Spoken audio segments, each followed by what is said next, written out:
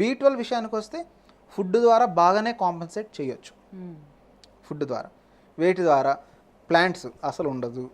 ఏ మొక్కలోనూ ఏ plant సోర్స్లోనూ B12 ఉండదు.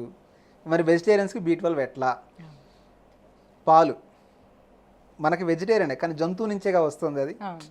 పాలు, పెరుగు, కొద్దిగా నెయ్యి, జంతు సంబంధిత ఆహారం ఇది.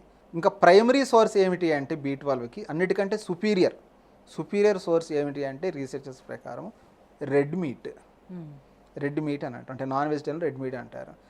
తర్వాత ఇంకా ఎగ్స్, చికెన్, మీట్, వాటిలో బయో అవైలబుల్గా విటమిన్ B12 ఉంటుంది. దాని తర్వాత ఇవి పాలు, పెరుగు, పన్నీరు ఇవి.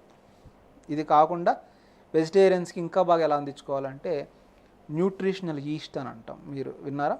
విన్నాను డాక్టర్. ఎగ్జాక్ట్లీ, మీరు వెజిటేరియన్ కాబట్టి ఇవన్నీ డెఫినెట్లీ వినుంటారు. న్యూట్రిషనల్ ఈస్ట్ హ్యాపీగా తినొచ్చు. స్పిరులినా, B12, స్పిరులినా, ఇవన్నీ రెగ్యులర్ ఫుడ్లో యాడ్ చేసుకోవచ్చు.